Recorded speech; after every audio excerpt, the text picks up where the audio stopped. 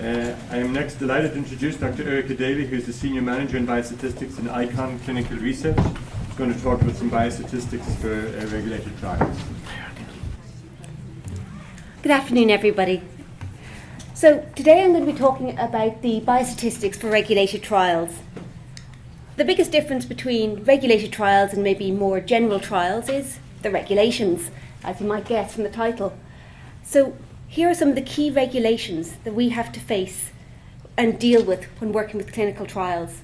The ICH, International Conference for Harmonisation, poses a good many of these, E9 being the most important one for biostatistics, which is the statistical principles for clinical trials. But other relevant guidelines include E3 for clinical study reports, which is your final reporting document, E6, the good clinical practice, which is how to write a protocol and what you need to include. But these are broad documents. They're supplemented on specific topics by points to consider documents. CHMP, the Committee for Human Medicines in the UK, are responsible for a good many of these. Missing data, choice of non-inferiority margins, baseline covariates are all topics that are covered by these supplemental guidelines. So being aware of what guidelines are out there can help you decide how best to incorporate this into your trial. Because one of the key specifications of statistics is that the analysis of data should follow the design of data. So however the trial has been designed, whatever design elements are incorporated should be reflected in the analysis. And a statistician can help you work out what those best ways of incorporating those design techniques are. But what if there's a limitation in your analysis? What if there's something your analysis can't do? It's not as prevalent now, but 10 years ago even, we didn't have the computing capabilities to do a lot of the things in Bayesian methodologies or some more advanced designs. So while theoretically it's a lovely design, if you can't actually analyse the data at the end in accordance with the design of the study, you've wasted your time. So getting your statistician's advice up front about what's physically possible with the data at the end and having that reflected in your design will help us stronger study design as a whole and a more robust measure at the end. So I'm going to focus today mainly on the guidelines in E9 because that's covering, as I say, statistical analysis and statistical principles. The most important principle being the pre-specification of analysis. My background is as an industry statistician, so I'm very familiar with being constrained by the regulations of the environment. But when I speak with my academic colleagues, they say, but I just wanted to try this. That looked interesting and I wanted to... And we can't do that in clinical trials because that's exploratory. And once we go off script, we start to lose our credibility. This analysis can be pre-specified in a couple of places. The first place is the protocol. Now, as recently as 5 years ago, protocols could get away with saying, and further details will be described in the statistical analysis plan. Regulators are getting less tolerant of that approach. They want to know up front, what methods are you using? What models are you using? What assumptions have you made and how have you accounted for all of these statistical considerations at protocol, at study design level, not a year into the study when you come to write the statistical analysis plan. Statistical analysis plan, or SAP or SAP as it tends to be called, it does come later in the process and it is more detailed than the protocol. It goes into specifically how technical issues are going to be handled, data conventions, and how we're going to deal with breaking the blind, separating out between primary, secondary and other endpoints and the analysis methods to be used therein. But the headlines of those topics should already be covered in the protocol. During the course of a study, you may wish to do a blinded review, kind of a check that everything's going okay, that you're going to be able to do the analysis quickly once you unblind your trial at the end. Sometimes when you're doing this, you find data anomalies. Not that you know which treatment group people are using, but you do see patterns that you weren't expecting. And you may find that it becomes necessary to make changes to the statistical analysis plan. As long as it's blinded, and as long as it's pre-specified before you break the blind, this is still considered to be pre-specification of analysis, and therefore the results that come out of those changes are still considered to be valid, as opposed to maybe suspect is the only word I can use. But the results from the protocol, including its amendments, prior to unblinding, are the only ones that really come in as confirmatory results. Everything else is exploratory. Nice to have, but you won't get a license based on it. So the two types of trials we've spoken about are confirmatory and exploratory. Confirmatory needs to have firm evidence of efficacy and safety collected and shown, a primary objective very clearly stated, and key hypotheses that you're testing, well explored, well defined. Limited questions. You can't be testing for everything if you're trying to confirm one particular approach. And yes, it does happen that sometimes something changes, but if you're changing the design of that trial, it must be documented and explained why the change has been necessary. And a confirmatory trial should be generalizable to a wide population. It should be more or less, if we gave it to everybody here, how would you respond? Not, if I just pick you and you, yeah, I like the look of you, how will you do on my trial? The exploratory trial, we try to keep it a tighter group. The people we know are likely to do best, a subgroup maybe of people who are very compliant, who take the medicine every day, who do exactly as we ask them in the trial and no extra medications. But we can also use the information we're seeing to drive our hypothesis testing, to pick what endpoints are the ones we want to use, and we can change our designs in that way. But an exploratory trial, therefore, cannot be the formal proof of efficacy because there is too much that is exploratory. Confirmatory trial is needed if we want to prove something. So I just want to talk about some of the primary variables and endpoints because it's a topic that's come up a couple of times already today. And there are many ways that we can put endpoints together. Composite variables are variables where you need this, and this, and this, and we put it all together, and that's our endpoint. One example of this is in rheumatoid arthritis. The ACR20 requires a 20% increase in tender joint count, swollen joint count, plus 3 out of 5 other measures of clinical effect. And all of those things need to be met in order for ACR20 to be considered to be achieved. So there's multiple endpoints there, but you don't need to adjust for multiplicity because all of them need to be achieved. I'll talk a bit more about the issues of multiplicity later. But you do need to check that whatever composite method you're using is actually validated and tested. Deciding that I want to join up these 3 pieces of information on this trial and this trial only will lead you to a result that is not robust, cannot be defended, and will probably not lead to a licensing. Multiple primary variables are where you have more than one variable, like composite, except that you need either of them to be achieved. So for example, if you've got a rating scale, you want to achieve a score of 5 or better on this rating scale, or an improvement of greater than 1 point from baseline. So if either of those things are achieved, you're a success. Because you have basically 2 routes to success, we do have a type 1 multiplicity error that needs to be dealt with. Otherwise, the results are going to be giving you more false positives than you're supposedly your sample size is allowing for. Global assessment variables are where we have some sort of subjective element where a physician will make a judgment as to the overall improvement in the patient. Physician global impression of change, which often comes in gastrointestinal disorders, is one example of this. Categorized variables are where you dichotomize or otherwise break into categories continuous variables. So these aren't things that are naturally yes, no, these are things that we turn into yes, no.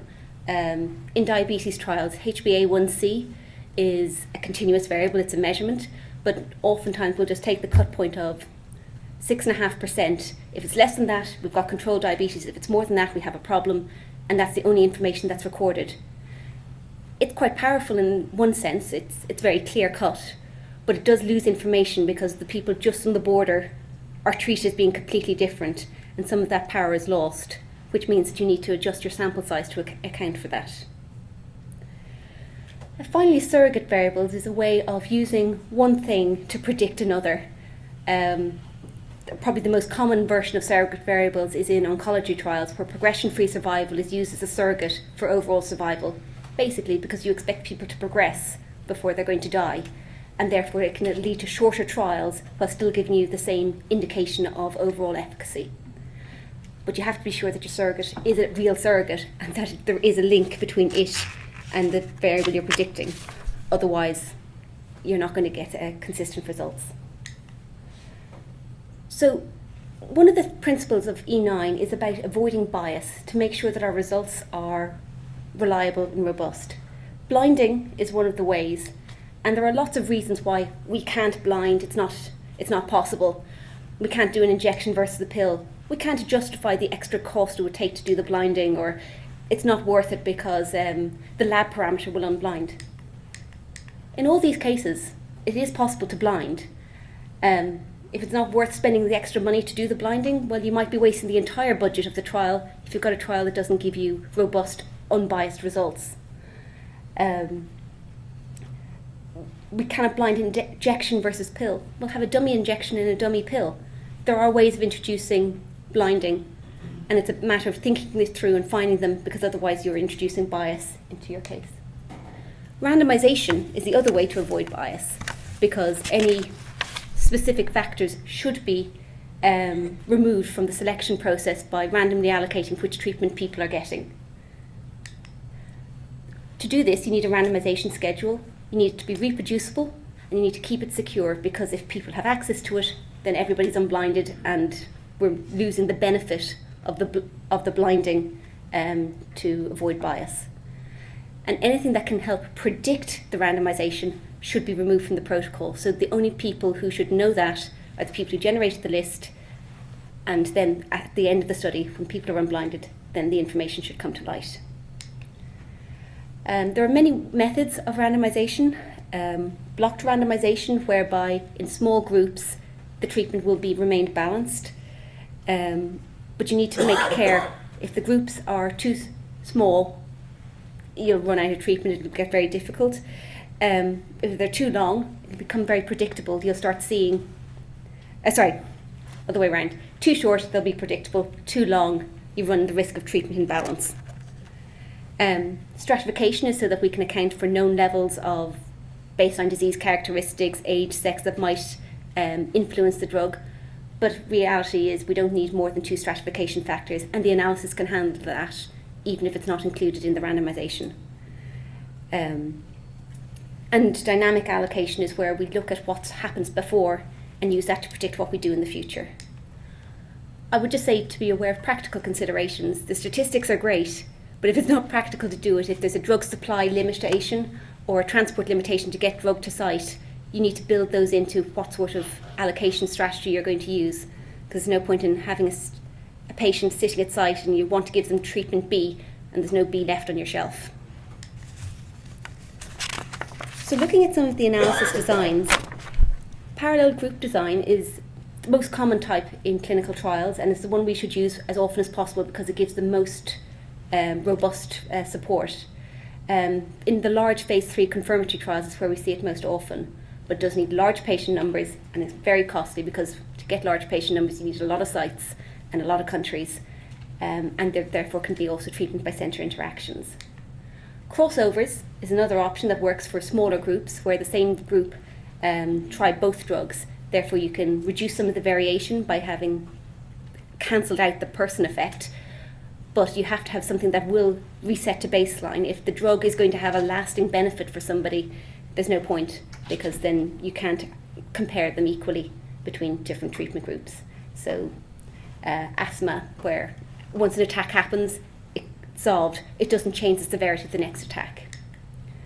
There are other designs, multi-centre trials, factorial designs, dose escalation designs to find the right dose to use, and adaptive designs where something about the study design is changed during the course of the trial. Going on to the types of comparisons, superiority is the one that probably is most common, and hopefully most of you are aware of it. Superiority is then the magic number, 5%, p less than 0.05. This means the confidence interval around the estimate, and the bars of the confidence interval and the line in the middle being your point estimate. If those bars are well above 0, you've shown superiority, you're definitely better than no difference, so you're significant. if you're right on the line, if your lower bound is right on that 0 line, that's equal to 5%. There's only a 5% chance that, only in 5% of cases could you have gotten this significant result purely by chance when there is no difference between the new agent and the control.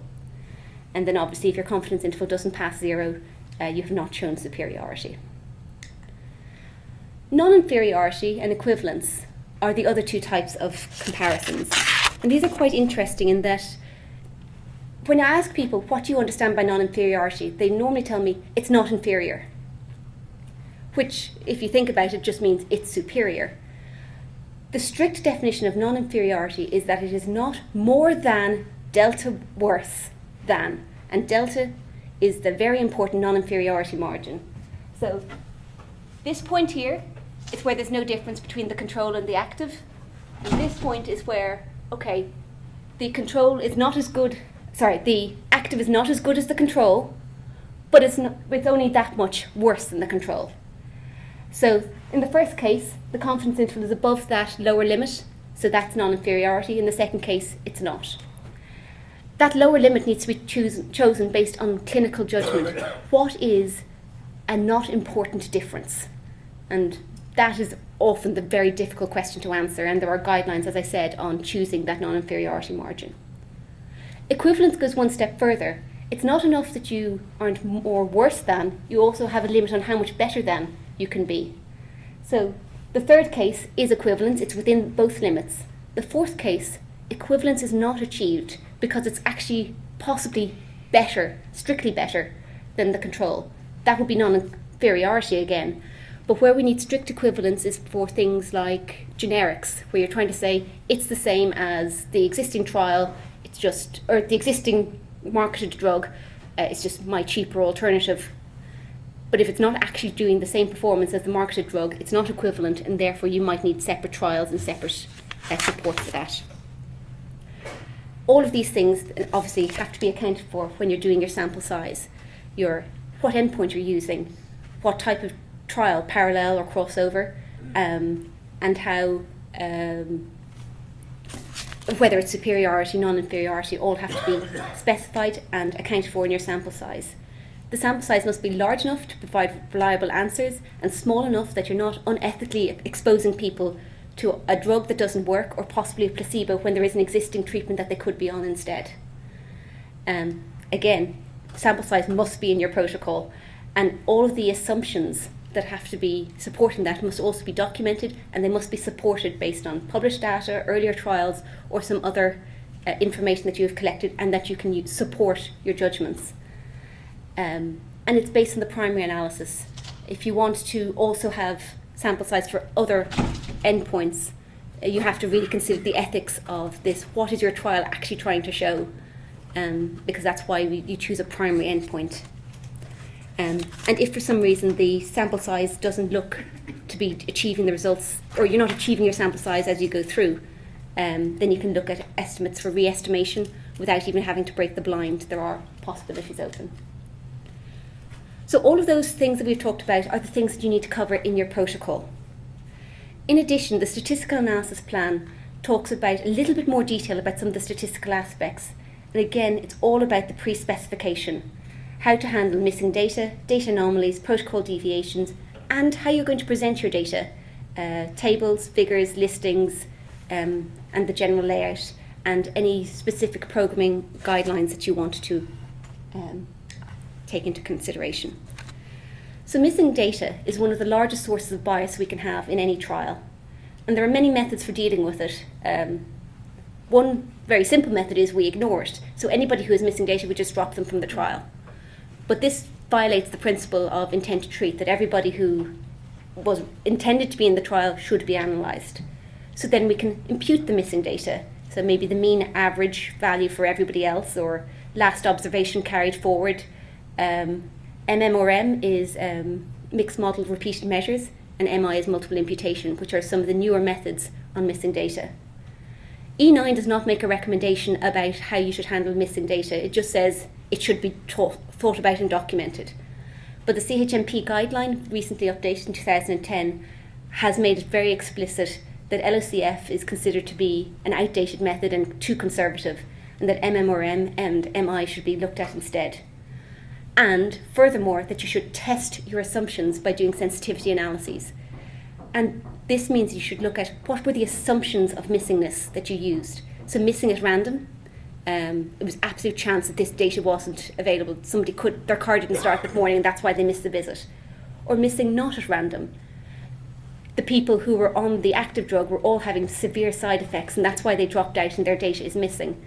And those two assumptions are going to have very different impacts on how you deal with missing data, and therefore how robust is your trial to the effects of missing data. Because if you can't prove the robustness of your results aren't really worth much. Confidence intervals, hypothesis testing and estimation. In many ways, people think that this is all that statistics is. It's get me a p-value, did my drug work? And yes, that's a huge part of it, but there is so much more. So in the protocol, you need to specify what is your hypothesis, what are you testing? How are you testing it? What methods are you using? What model are you using? So for the method might say, I'm using an analysis of variance. But the model says, I'm using an analysis of variance with treatment as a factor and baseline measure of disease severity as a covariate. So you have to, the model gives the details of exactly what's being included in the method that you're using. What variables are you including? One or two-sided tests. Many people have said to me over the years, but I just want to prove that my drug is better, so it's a one-sided test. That may be so, but the industry standard is two-sided tests, and if you're using a one-sided test, you have the significance. If you want to do a 5% significance test, but you only want to do one-sided, you will be testing at the 2.5% level rather than at the 5% level in order to maintain that balance. And then if you're going to be including covariates like baseline disease characteristics, age, sex, other baseline factors to improve precision of your models, they should be stated as well. And it should be very clear what your primary analysis is, what your secondary analysis is, and if the same variables are being analysed in multiple ways, which ones of those is your primary outcome, because that's the important one to look at it. Multiplicity. I mentioned this word before and it comes up a lot. Basically, any time you have more than one comparison, whether that's because you've more endpoints, more time points, or more treatments, you've got multiplicity. It causes problems. You have to account for it and how you're going to deal with it in your protocol. And if you can get rid of it, all the better. So if you have two treatments, maybe you only want one as your primary comparison. If you have 2 time points, well, maybe pick one of them. Say, we'll look at the data at week 6, but week 12 is the week that we're really interested in. That's our primary endpoint. But if you have to have both comparisons or more than 2 comparisons, the normal approach is you adjust the type 1 error. And as I said, that is the probability of making a false claim of success. So if we only want to take a 1 in 20 chance that we're going to get the wrong answer, that's 5%. But if we have 2 chances of making that wrong answer, divide by 2, so we'll test this at 2.5% and this at 2.5%, in total we'll be under 5%.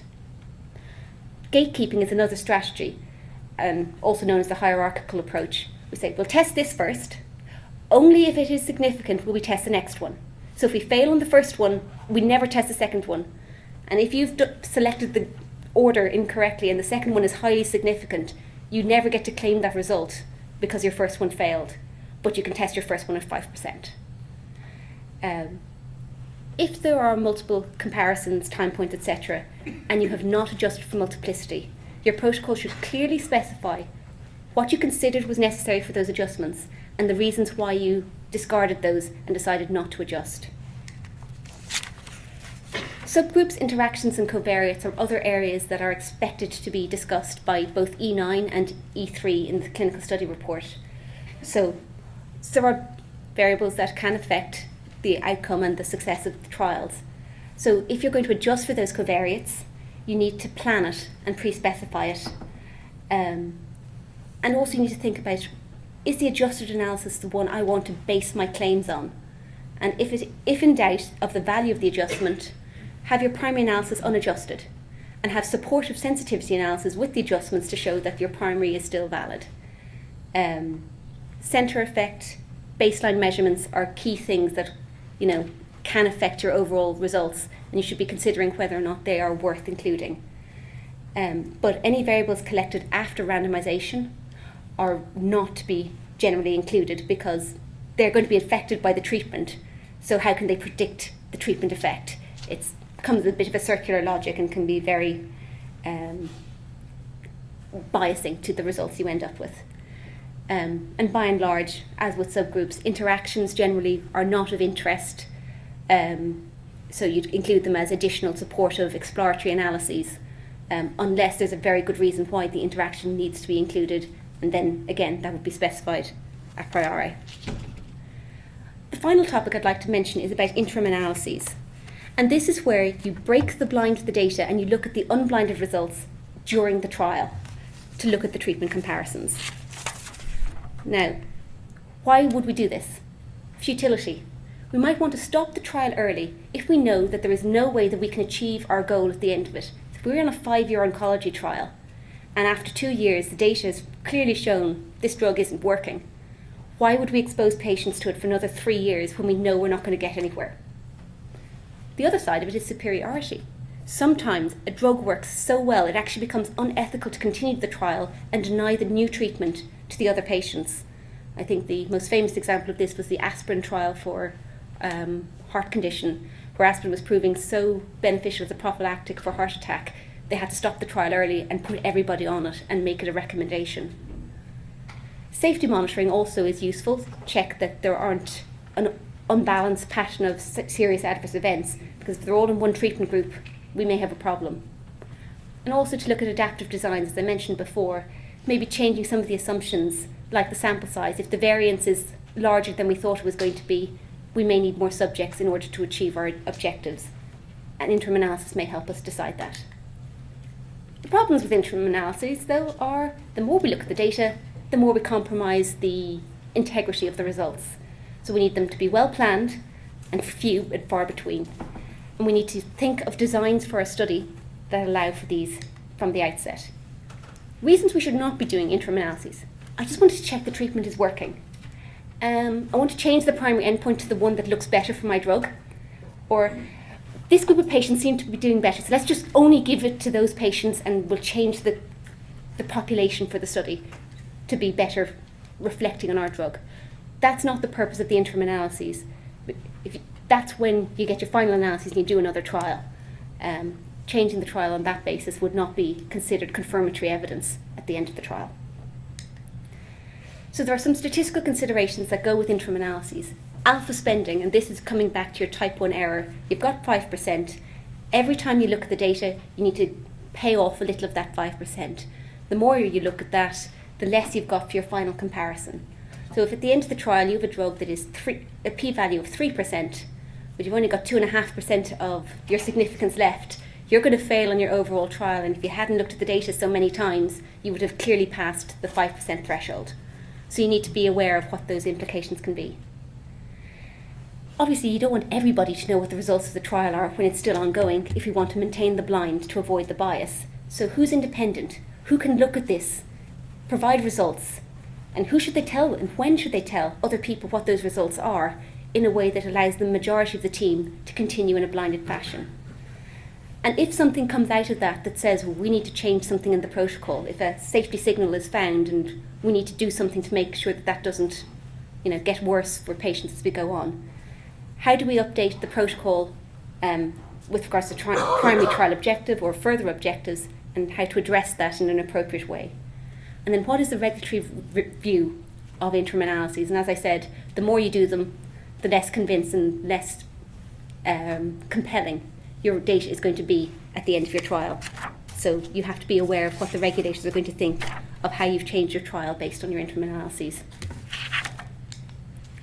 So finally then, you have to come to the reporting. You've done your trial, you've broken the blind, you've got all your data, and your statistician starts going through to get you some results and p-values.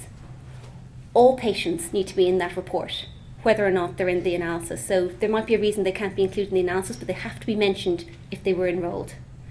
We have to talk about who withdrew and why, protocol violations, what the main analysis was, how the results came out and the conclusion of that, and any additional exploratory analyses that we did should be clearly distinguished from the planned analyses and we shouldn't be making claims based on anything that was exploratory or additional.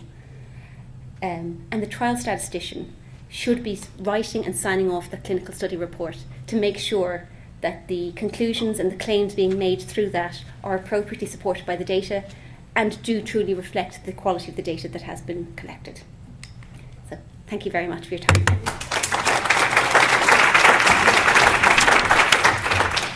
Thank you for a fabulous talk. Questions?